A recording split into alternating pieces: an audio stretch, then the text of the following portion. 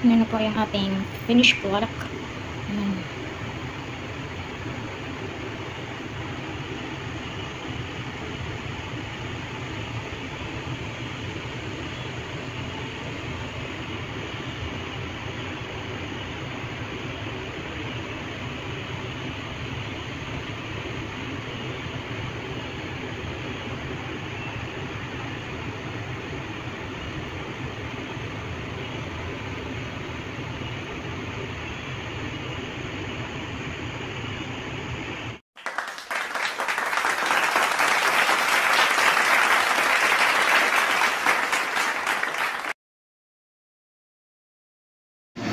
Yan po ang ating butter, mga ka-charm.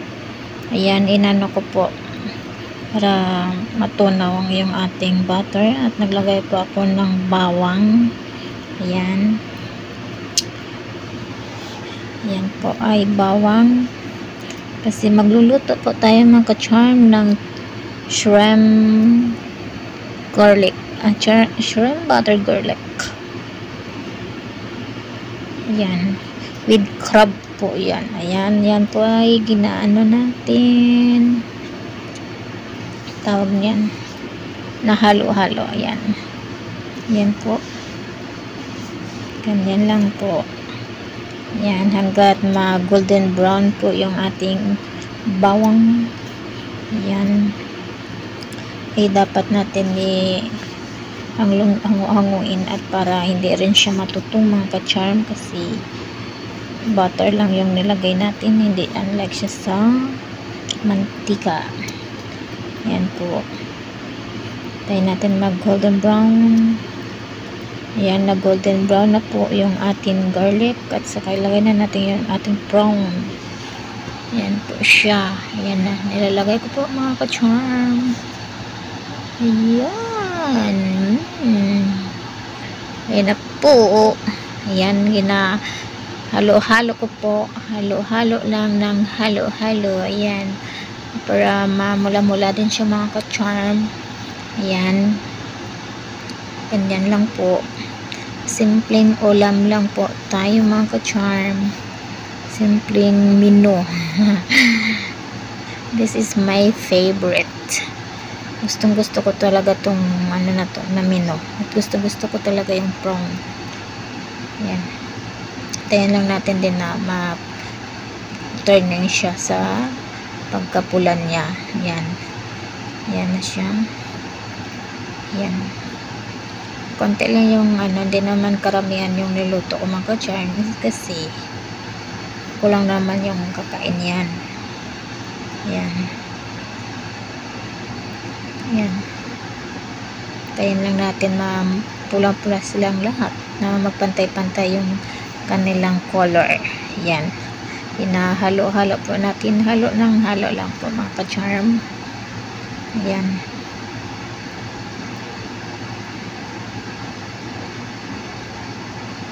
Ayan na siya. Musok-usok na. Bango. Bango na naman. Sarap niyan. Ayan. Sarap na sarap. Hanguin lang ng hanguin. Ayan. Ganyan lang po. Yan kasimple. Ayan. Naglagay na po tayo ng salt. Iodized salt po yung ginamit ko. Ayan. Nalagay tayo ng black pepper. At haluin. Ayan. Para ma-mix yung asin. Para matunaw din. Pero actually, mabilis lang naman matunaw yung iodized unlike sa rock salt. Ayan. Ganyan lang. Para masasak yung ano, yung lasa din. Ganyan lang po siya.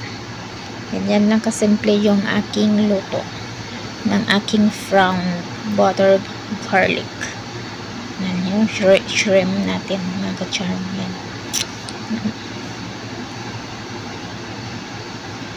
Yan siya. At yan yung ating corn. Lalagay din natin yan mamaya na. Ayan yung ating crab. Yan. Naluto ko na rin yung crab na yan. Ayan. Saka nilagay ko na siya kasi luto na rin yan siya eh. Yan. Yung shrimp lang natin, di paluto kasi. That's why, hinango ko na dyan siya. Yan. And ganyan lang. At mekos-mekos natin mga ka-char. Mekos-mekos lang. Mekos-mekos. Mekos-mekos. Para masarap ang lese. Yan. Ganyan lang yung aking simpleng lunch. For my lunch po, yan. Yung aking ulam. Sarap. Mawala na po yung diet. Alamon is life talaga po. Ayan, naglagay tayo ng tomato paste. Yan, para magpula-pula siya sa ating niluto. I don't know sa iba. Basta ako ganyan, ganyan yung style ko sa pagluluto. Yan lang. Yan, ganyan. At mekos ko naman ulit. Mekos lang. Mekos. Ayan, para ma-absorb yung ating tomato paste sa ating crab and ating sprout. Ano yung nilagay ko? Kalimutan. Chili flakes pala yun. Naglagay pa ako ng chili flakes may kunting anghang. Kasi para mayroong thrill man sa kinakain natin. Parang may magkagat-kagat din kunti sa labi natin at saka sa ating dala. Diba? Ayan. At naglagay ako ng Sprite. Yan. Sprite po. Yan nilagay ko mga ka-char. Yan. Yan. Yummy. Nakakagutom naman. Ayan. At mekos natin ulit. Mekos lang ng mekos. Yan. At nilagay ko na din yung ating corn. Ayan. Yung ating corn ay nalaga na po yan siya. Yan na po. At mekos lang natin ulit. Ayan. Mekos natin para ma-absorb yung Sprite na nilagay natin. Magsasak dyan sa ating corn, sa ating crab, sa ating sprout. Yan sa ating shrimp. Sprout. Yan. Papakuluan lang natin dyan siya. Hanggat ma-absorb. Hanggang makunti na lang yung kanyang sauce. Yan. Mekos natin ulit. Mekos lang ng mekos. Ayan. Oh, yummy. Bango. Nakakatakam. Takam tayo dyan. Ayan. Yummy. Pula na. Ayan, sarap yan mga ka-charm. Sarap. Ayan lang po yan. Hantayin lang natin mga ilang segundo at maluluto po din yan. Mabilis lang naman kasi maluto yung shrimp. Hindi naman karagaya ng baka yan, nalagain mo talaga. Yan, hindi naman kailangan yan. Mabilis lang maluto yan. Yan siya. Saka yung ating crab naluto na rin naman at sa yung corn natin. That's why mabilis lang. Yan. Nayaan ko lang siya ng kaunti. Mga after mga 5 minutes luto na yan. Yan. Nayaan ko lang yan dyan siya. Yan. Yan. Yung mata ng shrimp natin. Nakikita pa. Ayan. Yung crab natin ay hindi yan po pinag-cut ko siya. Yung crab, yung matang laki. Ayan yung mata ng sprout natin. Yung shrimp natin. Ayan. Yan po siya mga ka-charm.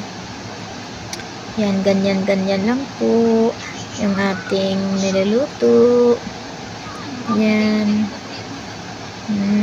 Yummy. Magmekos ulit. Mekos. Walang gagawin kasi mekos ng mekos lang. Ano lang.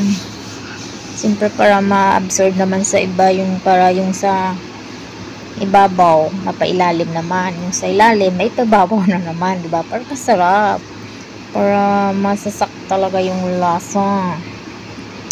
Ay naku, ang sarap niyan magkamay. Talbog na naman yung isang kaldero natin na pagkanin nito. Madadagdagan na namin naman yung ating taba.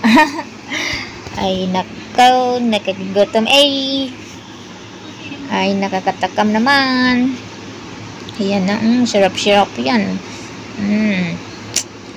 Lalong bagong luto talaga. Ayan na. Tapos na po. Yan na po yung ating finished product. Yan na, nalagay na po natin sa ating bowl. Yan na po siya. Yan na. Ang bilis lang kasi. Yan na po. Yan. Yan na po yung ating niluluto. Tapos na po. Yan yung mata. Pag makikita talaga sa video yung mata ng ng shrimp. Yung kamay. Yan yung kamay. Kamay ng crab. Sarap sipsipin yan. Mata talaga. Matang laki. Ay nakang mata ng shrimp natin. Ay. Yan. Yan na po. Yung ating finished product. Ready to jumble. Happy naman yung tummy ni Kacharm nyo. Yan yung kamay. Laki ng ng kamay. Sarap sipsipin niya. Kagatin. Yan. Yan na po. Yan na po mga Kacharm. Tapos na po tayo sa ating pagluluto.